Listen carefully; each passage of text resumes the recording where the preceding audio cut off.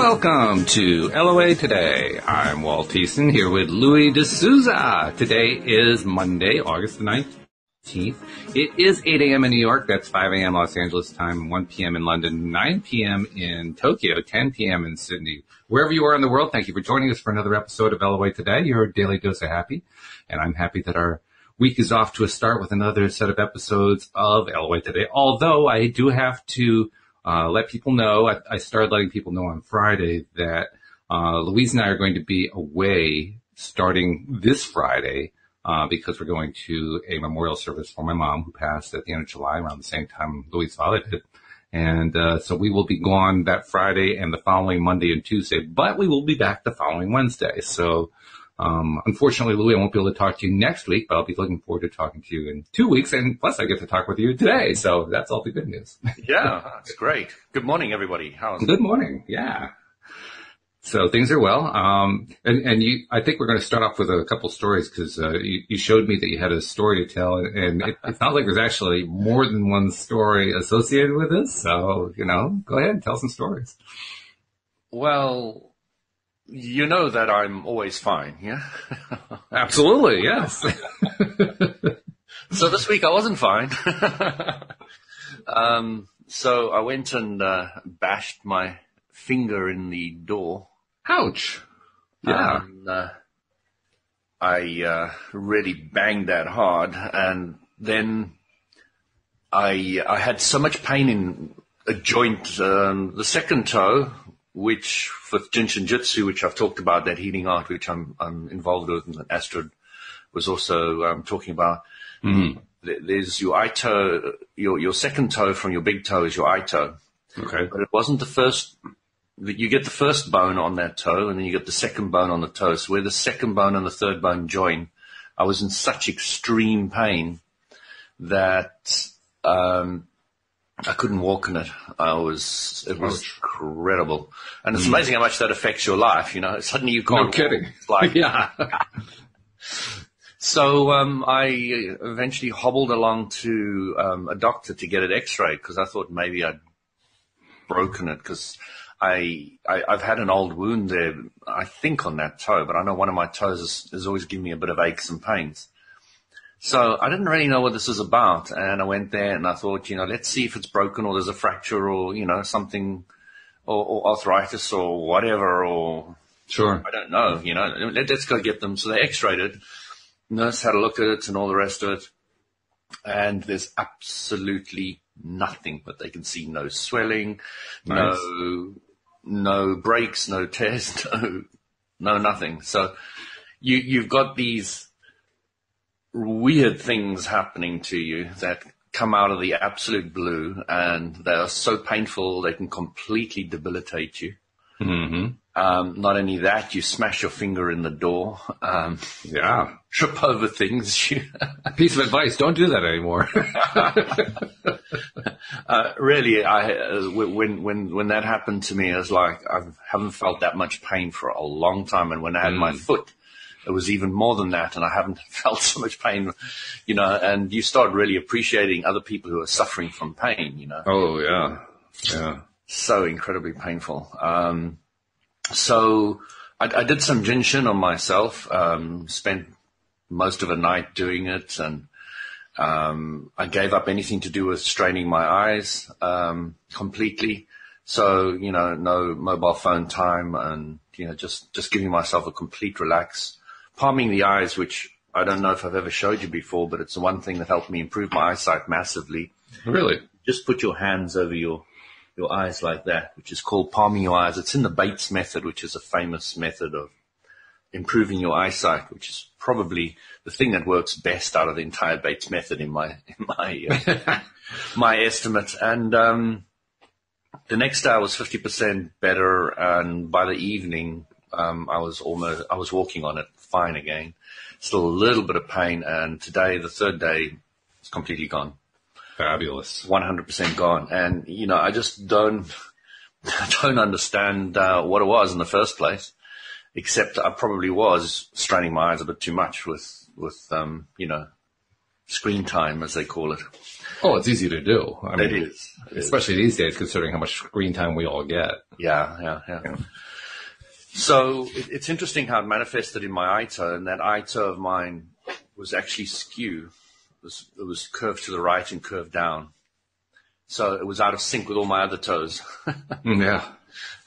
Which is also another sign that there is strain in the muscles in that area, which is pulling it out of alignment. So, of course, doing Jin Shin, getting the energy flowing down to your feet again, which is what I was doing a lot. Actually, before this happened, I started getting athlete's foot again, which is something I haven't had for ages, and all the rest of it. So that's another sign that I get where there's not enough energy going down to the feet. So this is kind of like all an accumulation in my mind of the blockage of energy going down to the feet area. So, I'm just really glad I know all the stuff and I know what to do, because the only reason I went to the doctors is because I've always had in the back of my mind, is this a broken bone or something like that? Because I can't see into my own foot, and having them actually x-ray it and give me the physical x-ray and looking at it, and my foot is 100% perfect. There's no cuts, scratches, breaks, tears, nothing in any of my bones. And they also say there's a professional that goes over the x-ray a day or two later, just to check that the nurse and the doctors don't miss anything.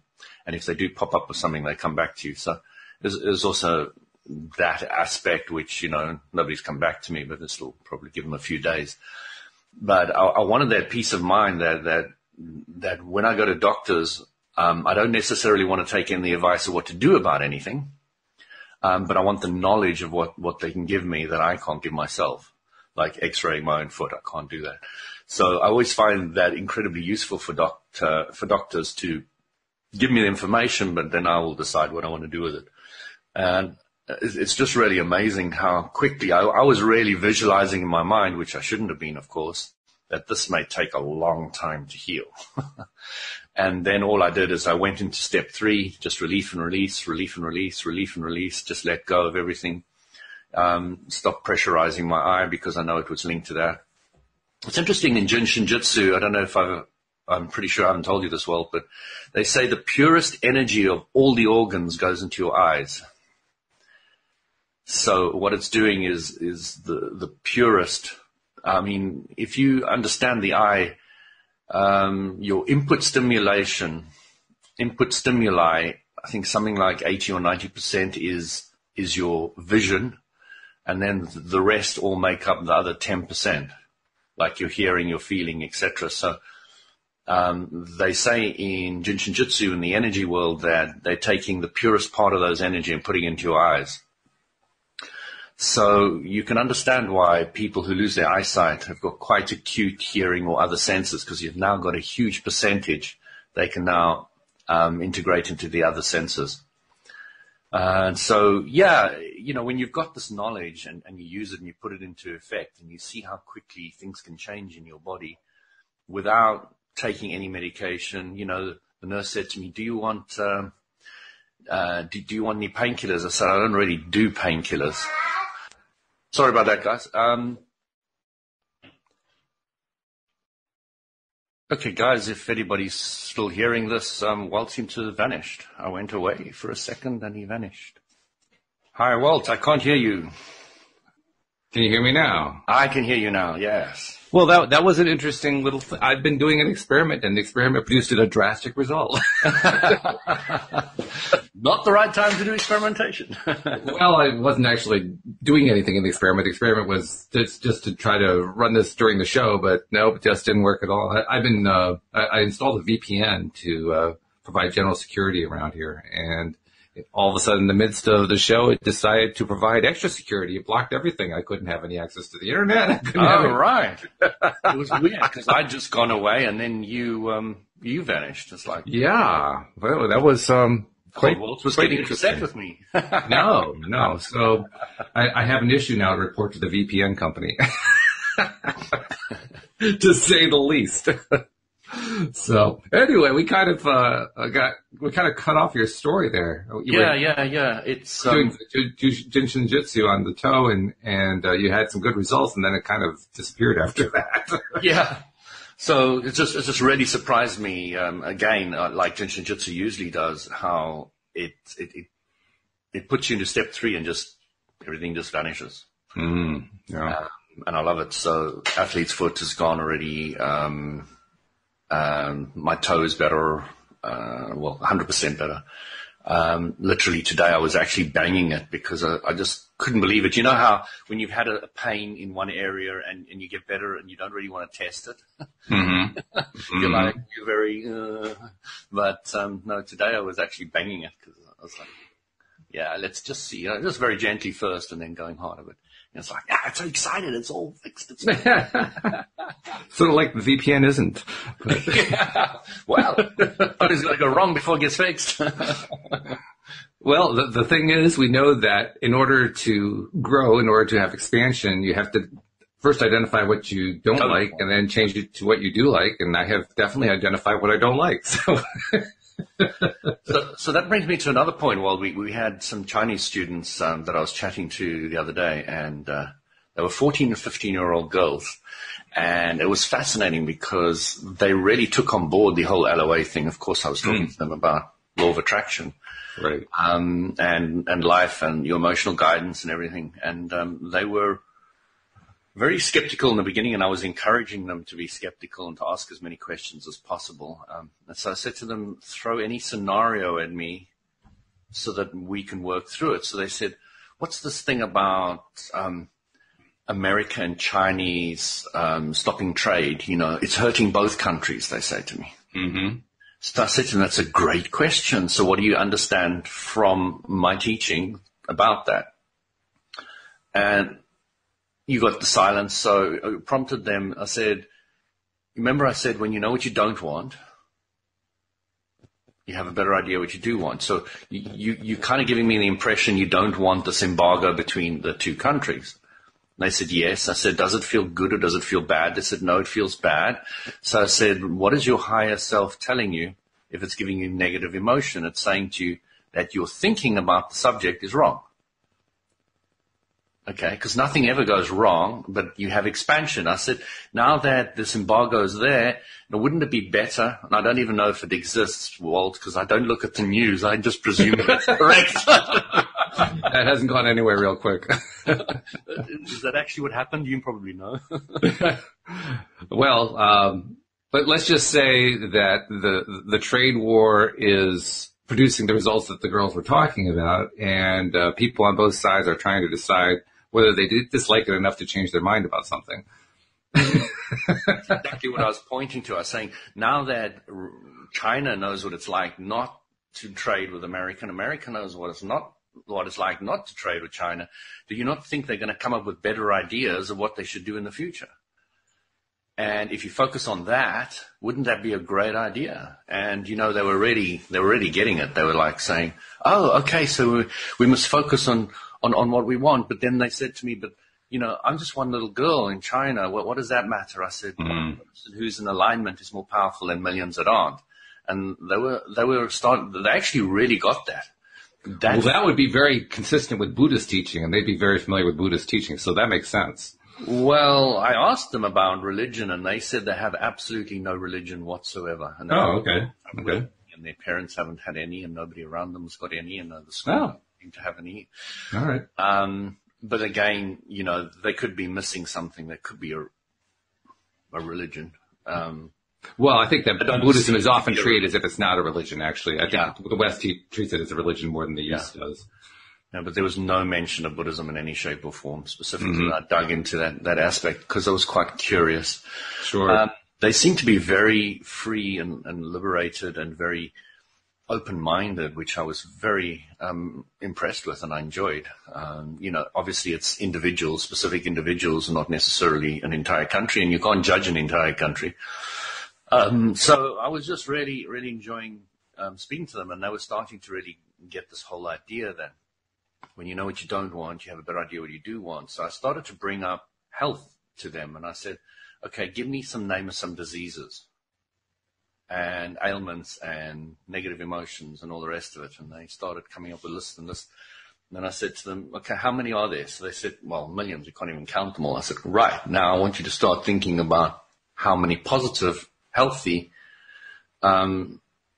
versions of these negative things that you can think about. And they literally didn't come up with one. They probably didn't say the word happy or healthy. So, the whole concept of focusing on the other side to them was so alien. And they started to really grasp that full concept that, my gosh, there's so many negative, so many ailments, so many Good things. for them. And it was really an eye-opener, and they were grasping that, and they were like so surprised they'd never thought about it before, etc. So it was really an interesting experience, watching their minds twirl. Right. And the one girl said, this whole philosophy thing makes me tired. Well, I understand what she means. It makes me tired, especially when I'm working it. If it's early days and I'm trying to just learn how to apply something and I'm really putting my attention on it, I'm lucky if I can last 5 minutes. It takes a lot of effort at first. And then as you get the momentum switched around the right direction, then it becomes much, much easier. But I think I've been very fortunate with that because, I started at the age of 8 consciously really seeking. So to me, that is a bit of a foreign idea on this concept. If you were teaching me a microbiologist or something, I'd be feeling tired.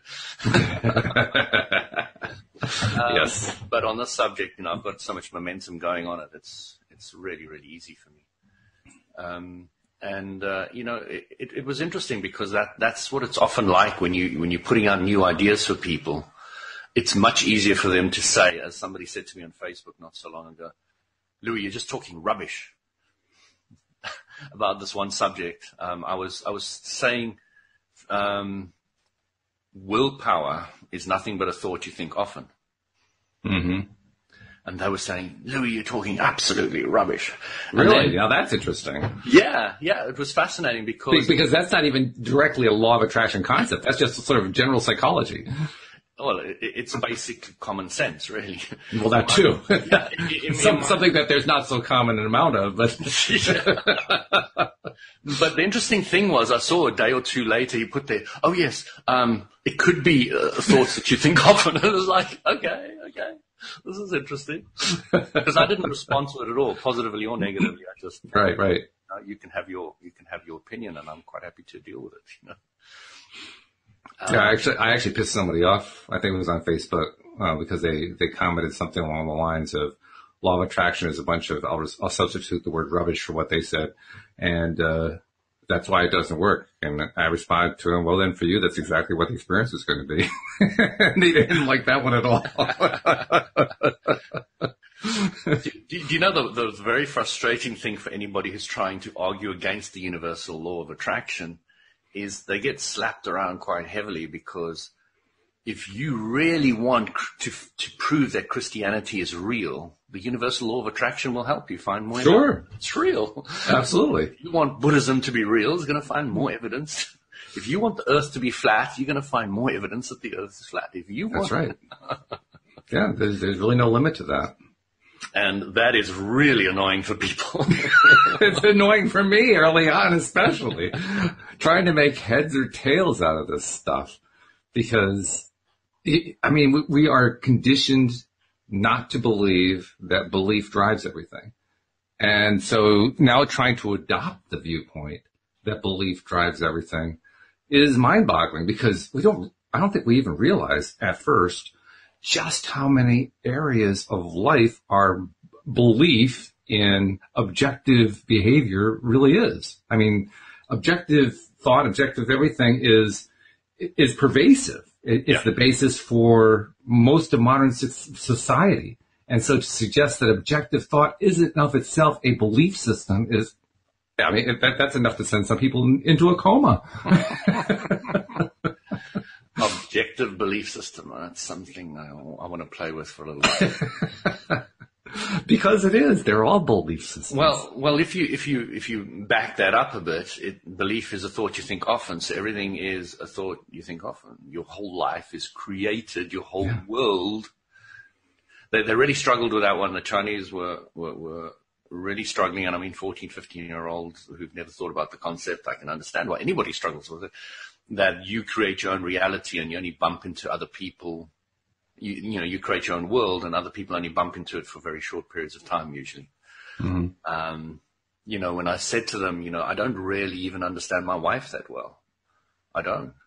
She lives a complete world that I can't ever live in because I don't have a huge amount of experience. I haven't lived them. I haven't reacted to them in the way she has. I don't have it. I will never have it. I won't. I can maybe know her better than others.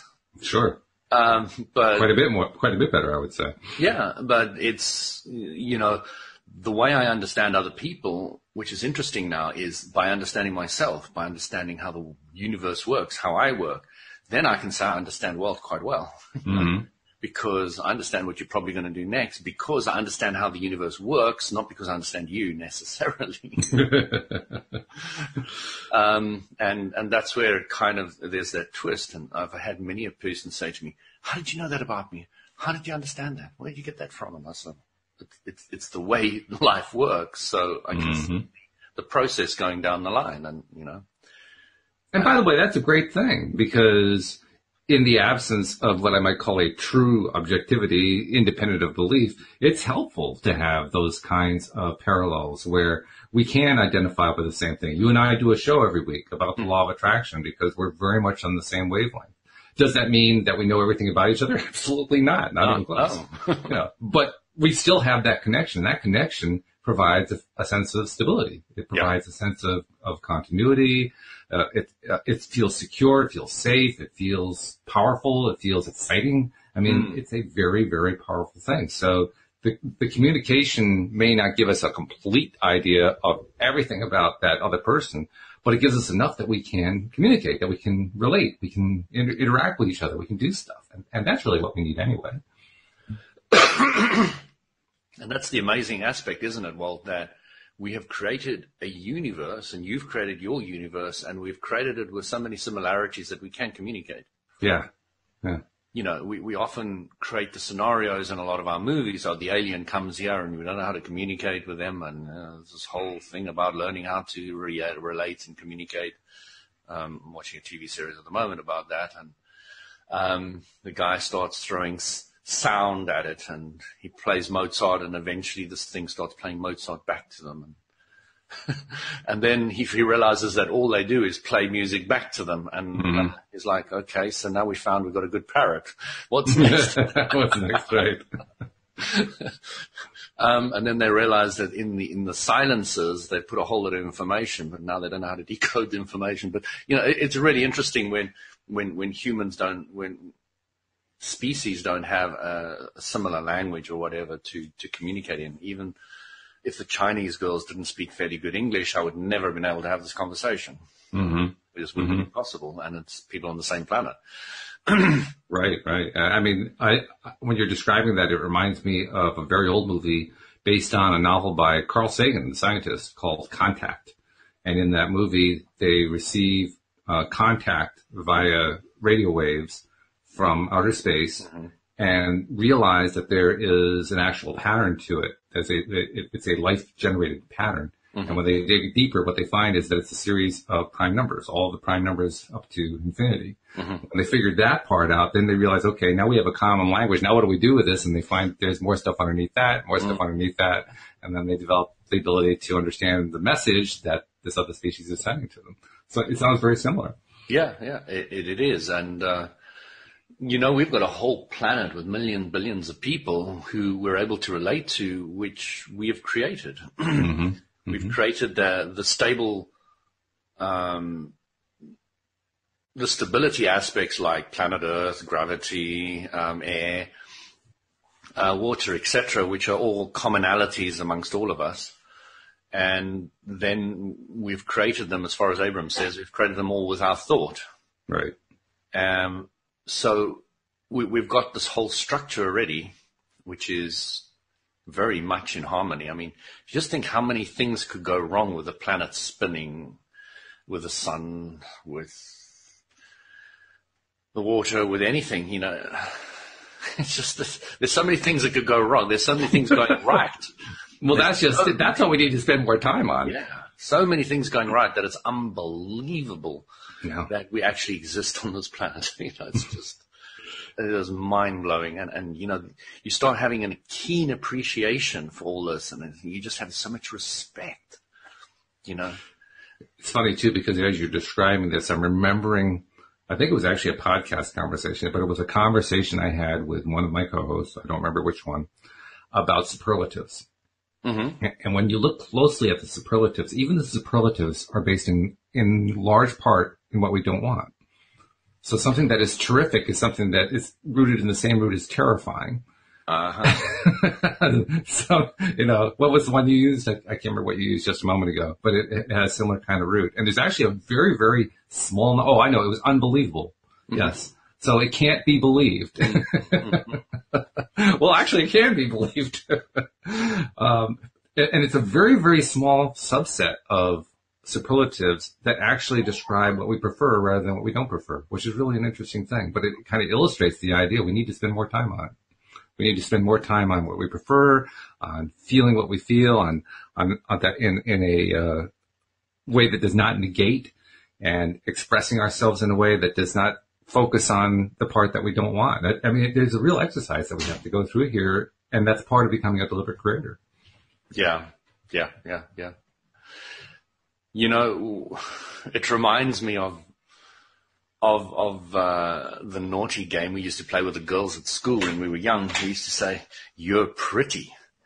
And the girl would and you say, "Pretty awful." Oh, right. You're a star. You're a disaster. Oh, that star. Oh, okay. And, if we really got it, what all these things are telling us is that our teacher in life is contrast. Mm-hmm. And it's so simple. It's so in your face. It's so basic part of your life that unless somebody actually points it out to you, you often don't see it. You just don't see it. Well, that's why Abraham had to point it out to us, and these other teachers. They had to point it out to us because we just could not see the forest from the tree. Exactly. It's so close. Yeah. It's so in us. It's so part of us that you just can't see it unless somebody says, "Oh." Yes. I was trying to explain to them. They were saying, "Oh, this teacher's great, and this one does this, and this one does that." And I said, "That's great, but do you understand who the real teacher is? Mm-hmm. Do you understand that your teacher is just putting contrast in front of you so that you can see?" And now a lot of people, including people who are exploring law of attraction, there are some people who not only don't understand that, they don't want to understand it. No, but they want to give their power over to somebody else. But they don't. At the same time. Which is really interesting. I mean, I had a conversation with one person who, she posted something about, what was it about? I can't remember what the topic was. But anyway, she had made her whole post about this other person and all the things that the other person was doing wrong, and how this is part of a series of events where the other person is always doing something wrong. There's always other people who are doing something wrong. Mm-hmm. So I pointed out to her, maybe you ought to look within, instead of looking without look within. Mm-hmm. And she says, "Oh, how blaming that is. How could you possibly be so mean-spirited to blame somebody like that?" Whoa. Okay. So if I suggest you look inside, I'm blaming you. That's an interesting thing. Well, that's just what they were doing to the other person. It's like, oh, that's what you were just doing, isn't that? Yeah, I didn't really want to piss her off that much.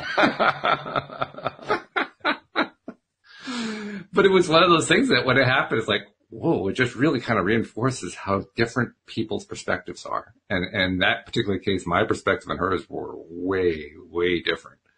Really, really different, to the point where I realized I didn't have a clue what was going on inside her head. I mean, I did have some clues, but I didn't dare draw any conclusions from them, because my conclusions to that point had been really off base, including the idea that she actually wanted to get better. But, yeah. The perspective is everything. And I like what you were saying earlier about how, we, like you said, you used the example of your wife. You know your wife better than anyone, but you really don't know her. There's so much about her you don't know because you don't share that experience with her. And what I wanted to say was, well, I didn't want to interrupt you, so I didn't say it. But what I wanted to say was, wow, that really demonstrates wisdom in my view.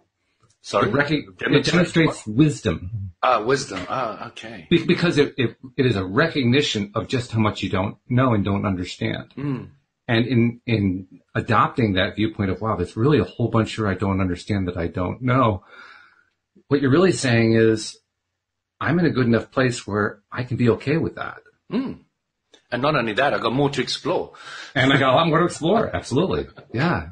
Instead of, oh, God, I just don't understand this stuff. It could have been, you could have gone that way if you really wanted to.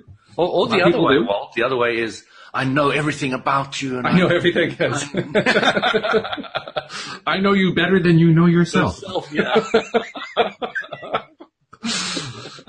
I had a woman say that to me one time back in my dating years, and immediately in the back of my head was, like, yeah, how quickly can I get out of this? I had two of my very first relationships. Both the ladies said to me, nobody will ever love you as much as I do. Ooh. Oh, my. Whoa. And that really got my back hairs up. I don't know why. I don't know how. I wasn't even thinking about that. They were wrong. They shouldn't say that. It just, really got my goat. And probably if I think about it now, I'll be able to break it down and realize why. But, I felt a negative emotion immediately when they said that to me. I was like, well, I mean, I don't think that takes a whole lot of analyzing, to be honest. Well, to tell you the truth, I've only thought of it to that degree. Now looking at it for a little bit, I would say, how dare they say somebody else will love me? Well, even more than that, to me it says, I mean, it's like they've admitted right up front with one sentence, I'm planning to micromanage you. Yeah, okay. Yeah, that's probably what I was feeling too, yeah. I'm sure, yeah. I mean, you may not have consciously thought it, but, the inside part of you was saying, no, I don't really want that much. That's exactly what I was doing. I was very clear about that. I wasn't sure exactly why, but this is where you learn to practice, maintaining your control and saying, no, thank you. No, thank you. Oh, wow. Boy, yeah, that would be a tough one to deal with. I mean, you deal with it. You dealt with it. Obviously, it didn't affect you very much because it didn't stay. No, I didn't stay very long with either of them. It was really interesting, though. It was so profoundly stark within me, the negative emotion kicking in and me listening to it, not really needing to understand it fully or psychoanalyze it, but just running with it and moved on, It was just interesting. I just realized I had an experience somewhat similar to that. I met a woman through this was before modern online dating. It was back in the age of like newspaper ads, that kind of thing. And I met this woman through an ad. This is our first time meeting. We met in a public, I think it was a bar, but we met in a place, and as soon as we were within 2 feet of each other, you could tell it just was wrong. It was not going to work. And her first, I don't remember the conversation exactly, but the gist of her initial conversation was to ask me a question that it was a really strange question, and it had to do with what I did for a living. And when I gave my answer, her response was something along the lines of how I had deceived her into thinking that I was incredibly wealthy, which I would never have done that, not under any possible scenario.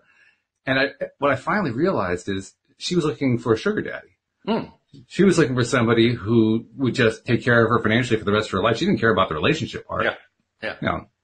And all that went through my head in about 5 seconds. And from that point on, it was, once again, how quickly can I politely leave? I want to get out of here as fast as possible.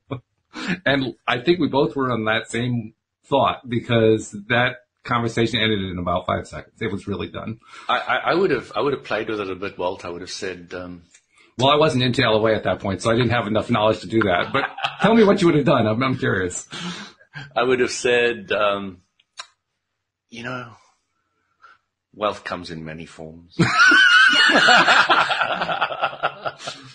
Never miss an opportunity to mess with the head. Yeah, I get it. Okay.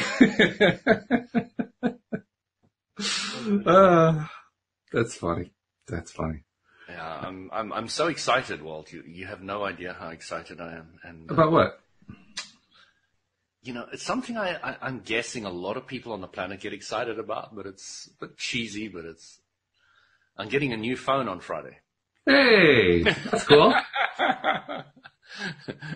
It's a bleeding edge phone. It's the Samsung Galaxy Note 10 Plus. Ah. So it will be the most powerful phone on the planet for a couple of weeks. I love the way you said that. That was great. And I will enjoy those few weeks. But, I'm really milking the excitement of this. Yeah.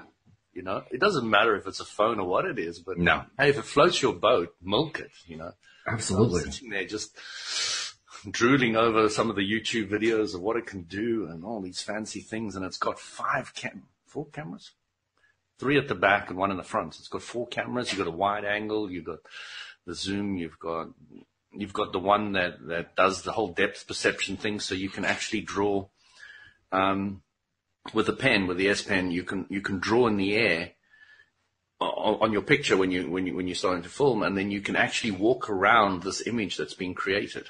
Ah, okay. So it's not called virtual reality. It's called something else. I can't remember now. So, that you'll play with once and throw it away. You'll never use it again, I know, but. But it'll be fun for the first 2 weeks. That'll be cool.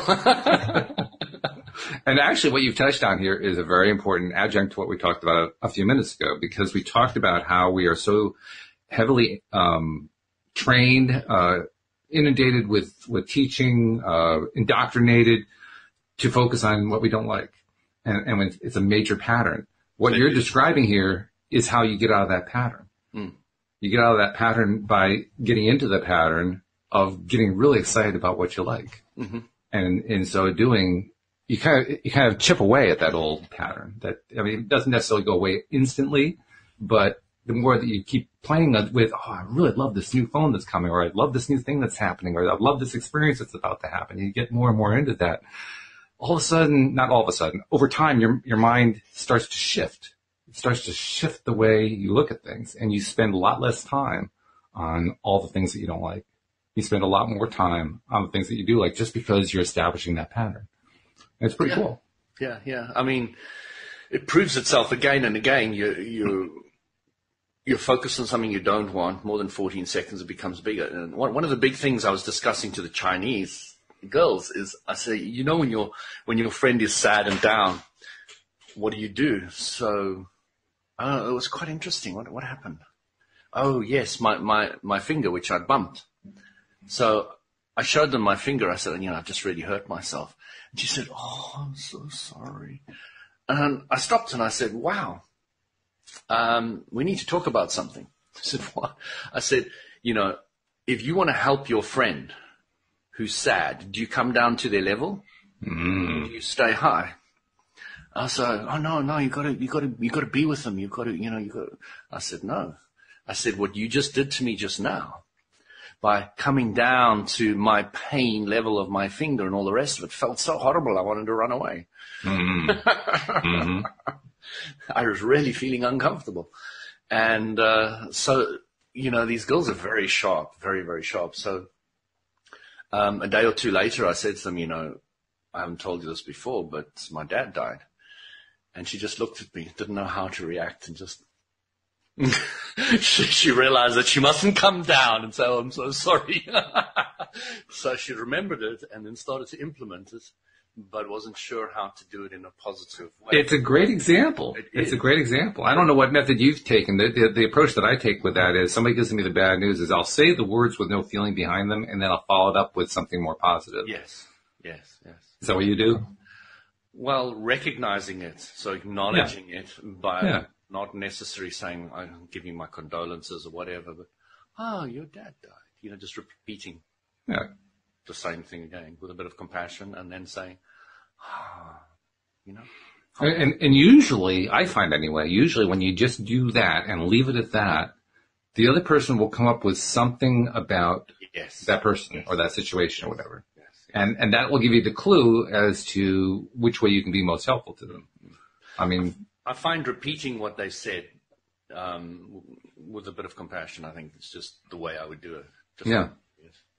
Oh, your dad died. Your mom died. Yeah. I usually end up in, if it's a death, I usually end up in some form of recognizing it and then moving on to how, as quickly as possible, how things are so much better for them now. They're in a much better place. And you can't go there necessarily right away. You have to respond based on what the other person's feeding back to you. But I go there a lot.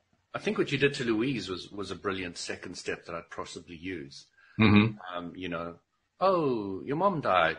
What are the things that you loved about her? Right, exactly. Exactly. And that's a nice transition phase, yeah. Yeah, there are a number of ways to do that, but that's really what it amounts to, is just helping them. The best help, like you said, is not just to stay high, which is the point that you made, in the high vibration, but also to help them refocus on what they like. Yeah, I mean, they argued that point with me quite a bit, which was interesting because I really enjoyed that, because I very rarely get people arguing with me. And eventually she said, you know what, maybe you're right. Maybe you're right. I said to them, you don't have any power to help them when you're down there. And when they really got that, when they, when they put themselves in that feeling and they started to see their vibration sinking and they started to actually feel it for themselves, started to realize that they are shutting themselves off from their own power, which means they're shutting themselves off from the power of being able to influence others with their own vibration. Because if you've got a low vibration, you're only going to be able to give the other person a low vibration. Mm-hmm. Game over. Yeah. And, just breaking that down for them was really, really helpful. And the one girl, the quieter one, was saying, I really want to take this back and teach it in China.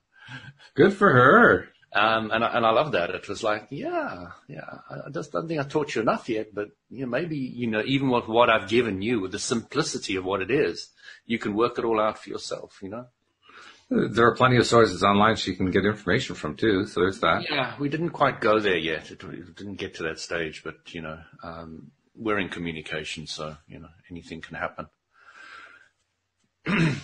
Interesting thing right there.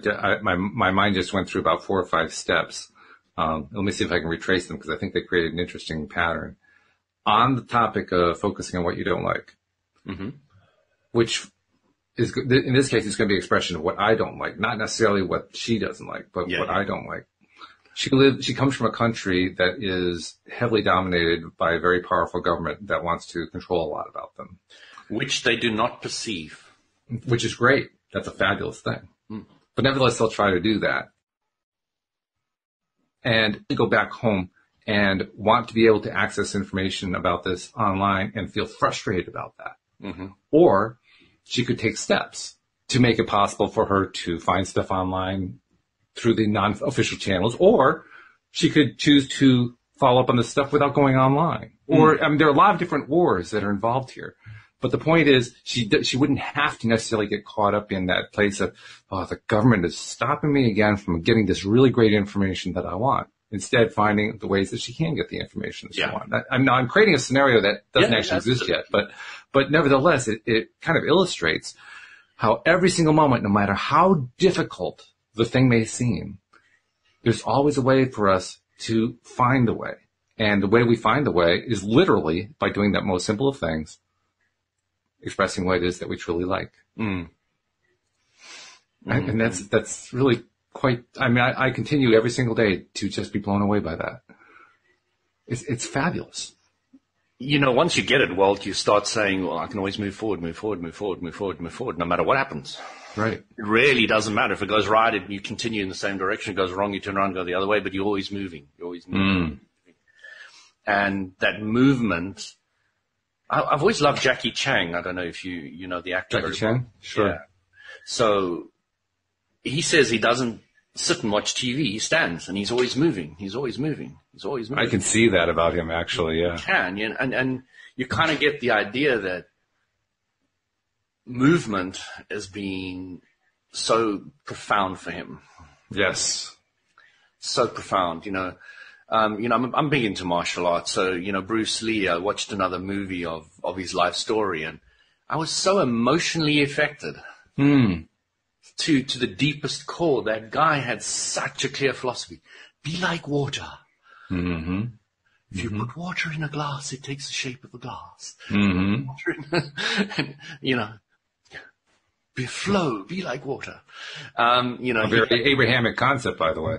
Yeah. I mean, he had a lot of LOA stuff in his martial art thinking. He had a complete, He said, I hate the forms and all the stuff that goes on with martial art. He said, get rid of it all. Mm-hmm. Yeah. The quickest way between point A and point B is a straight line. And when when you're defending and all the rest of it, it's circles. And when you're punching, you go straight. Mm-hmm. And you only tense at the last second. The rest is always step three, but that focus at the end when you punch through. There were so many things that I just love about his philosophy. I mean, he had it so nailed down. And, I was always wondering when I was a kid, why did I love him so much? Why? And, I watched his movies at home in South Africa, in the mountains, alone, by myself, nobody else around, nobody else to influence me into martial arts, and I was totally fascinated. Kung Fu was my cup of tea. The only martial art in my little town in South Africa, in Barberton, was karate. Now, karate is this. Okay, and I stood there and I watched a class as a young boy, probably 11, 12-year-old, and I was so disgusted I turned around and ran away. Did you really? Wow. I was like, this is not what I want at all. It certainly didn't match what Bruce Lee was doing on the screen. Nope, not at all. If you start looking at Bruce Lee's forms and his training, it's so graceful. And the fascinating thing about Bruce Lee is he was very good before he had this fight with this Chinese guy to have the right to teach this kind of kung fu in America.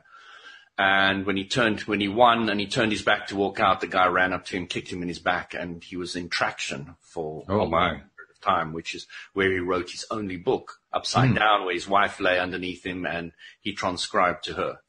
So afterwards, you look at his physical movement. He was never supposed to walk again, okay? But his movement, his forms, his martial arts was 1,000,000 times better than before. Fluidity, the grace, the power, it was just on another level. And if you've ever seen that Bruce Lee video, you can go online and have a look at it. He plays table tennis with nunchuckers. Wow. And you can just type Bruce Lee and nunchuckers, table tennis, Bruce Lee table tennis, and you'll find it on Facebook, YouTube. And it's just amazing because I've never seen any other YouTube video of any other individual in the entire world who's ever played table tennis with nunchuckers. I can't imagine hardly how you even do it. He was phenomenal. I mean, his 1-inch punch, he just 1 inch hit somebody and he'd throw them right across. He did it in front of the public on cameras. It's all there, all the evidence is there. They had to slow his movies down because he was just too fast. His punches, nobody could see any of them. Yep. And he trained all day, every day. And when he fought Chuck Norris, who was 10 times world champion karate guy, right? There's a few comments, but some people say Chuck Norris changed his style completely after doing that one movie with Bruce Lee. Where they're in the Colosseum fighting to the death. And Bruce Lee wins in the movie. But, when Chuck Norris was asked, he always said he had a lot of respect for Bruce Lee and all the rest of it. But he said, when he was asked by a reporter who would win between Chuck Norris and Bruce Lee, he was saying, well, you do know that Bruce Lee was an actor and I'm a proper karate champion, world champion. Really? Yeah. And he said, that's fine. That's all I will say on the subject. Oh. Chuck, I don't know how to tell you this. I don't think you had a hope in hell, mate. Oh, yeah. You can see that actual YouTube video when Chuck says that. Yeah. Well, actually, I can see Chuck saying that. Yeah. But nevertheless, yeah.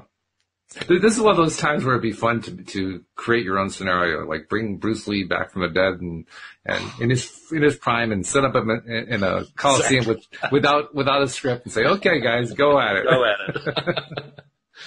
it. Yeah. There was something profound about it. And then hope there's somebody taking bets on the side so you can place your bet. I can imagine that Coliseum full and people betting. Yeah. There's a funny thing about betting that I ran into this week. As you probably can imagine, even though you don't follow the news, there's a lot of angst about our president. And it is kind of... I can't believe that. I know, it's hard to believe, isn't it? It's kind of revving up for 2020 when the next presidential election takes place. He's using the law of attraction. He is a master at it. There's no doubt about it. But nevertheless, there's all this angst from on both sides, actually. There's angst on his supporters' side. Why aren't you supporting our president? And there's angst on his opponent's side. What are we going to do to get rid of this president? And so there's this whole dynamic going on like that. And I was looking at, I don't even remember why I was doing this, but I ended up looking at one of the bet-taking places online, because there are lots of websites that'll take bets on sports and, just about anything you can possibly imagine, including politics. You can bet on an election, depending on what countries you live in. Oh, right. And so I was just looking to see what the odds are. And the odds are overwhelmingly that President Trump is going to get reelected in 2020. I can almost guarantee it. He's the odds-on favorite. And I can almost guarantee that he's going to get destroyed. Oh, you think he's going to get destroyed? I really do. Yeah.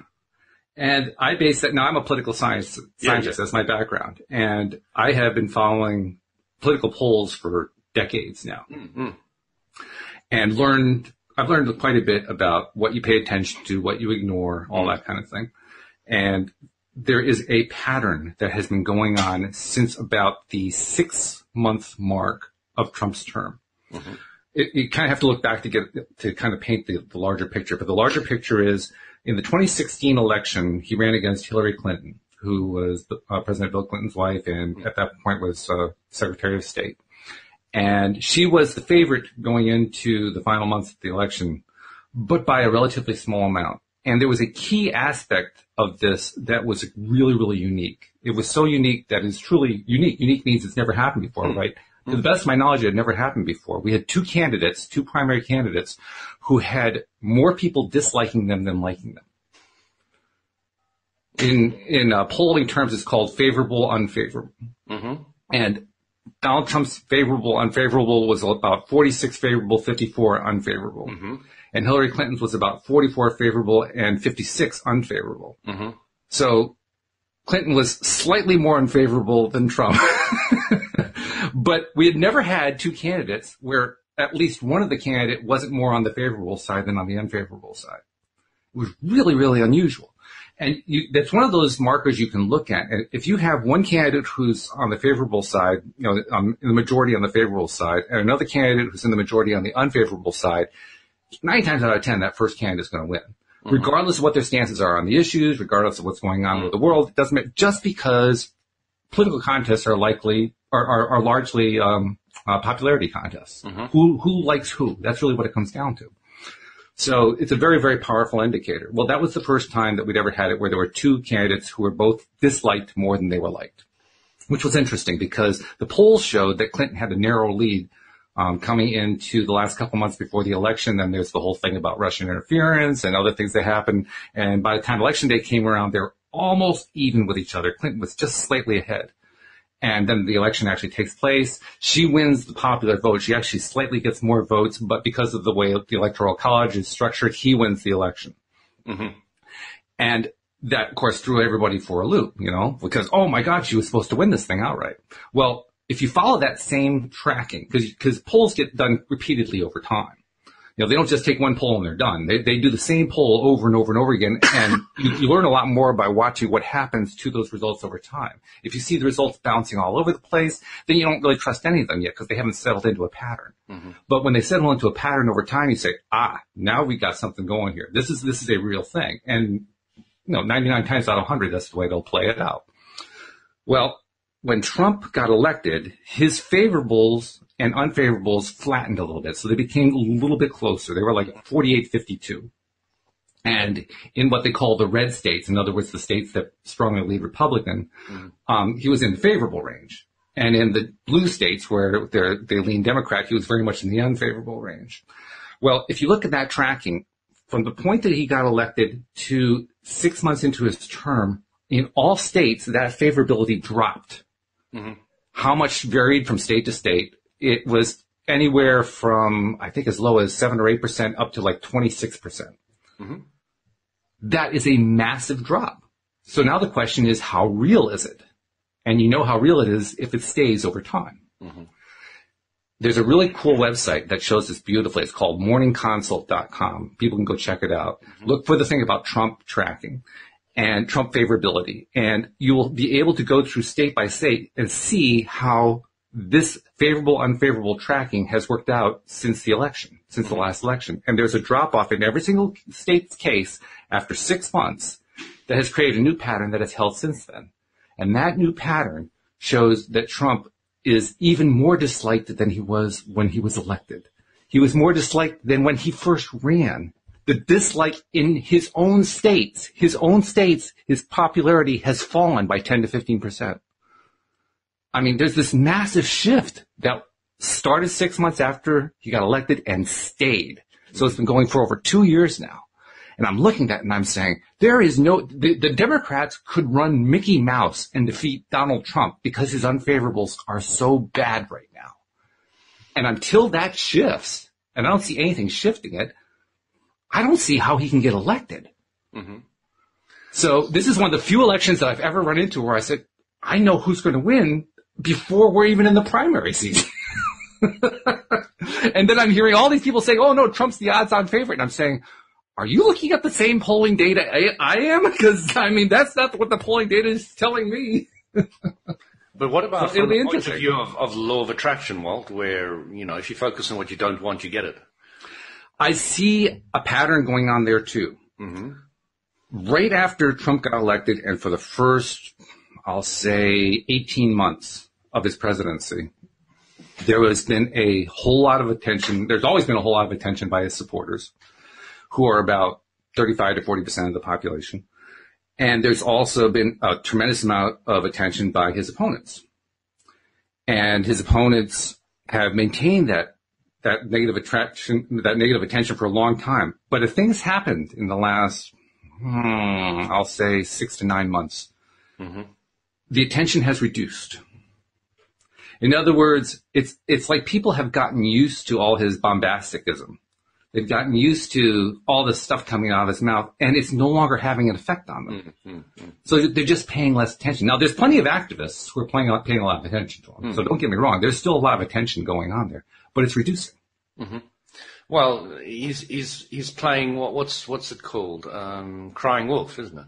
Oh, absolutely. Or the Chicken Little. Yeah. The sky is falling. The sky is falling. It's funny, the sky's still up there.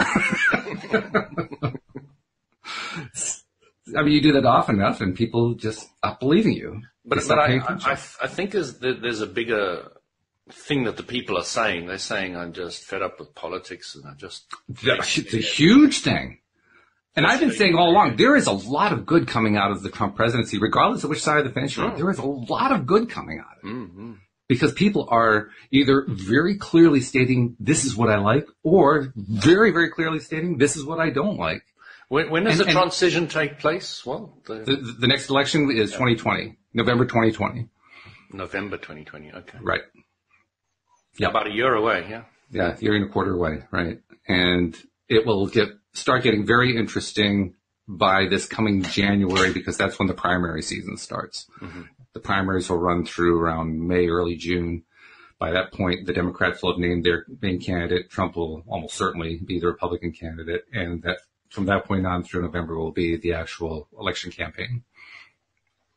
They were saying on an online game, the Americans were saying the Lib Dems are just being ridiculous in America, and they want to stop you cutting down trees. And oh yeah, well, there's actually separate news services. There are. I think you have the same thing in the UK, but there are conservative news services and there are liberal news services. Some that are leaning towards different areas. Yeah. Well, the lean has gone. We're now talking solidly one or solidly the other. There isn't a whole lot of lean left anymore here.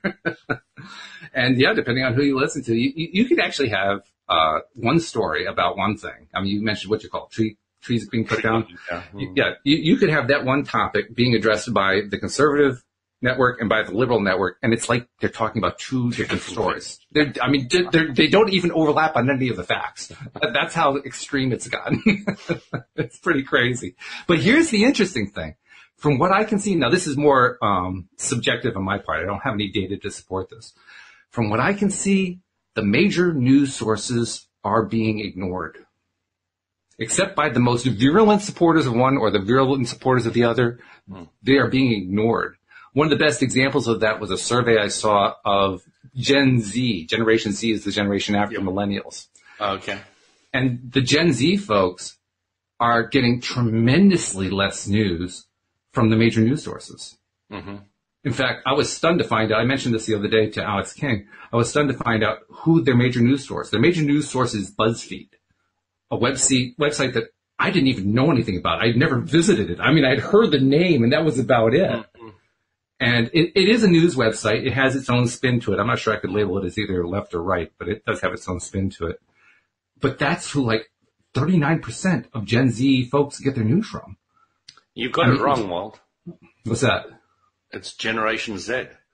Oh, I'm sorry. Yes, well, I'm an American, so it's Generation Z where I come from. It sounds better, Z. It does? I don't know. That's just what I call it.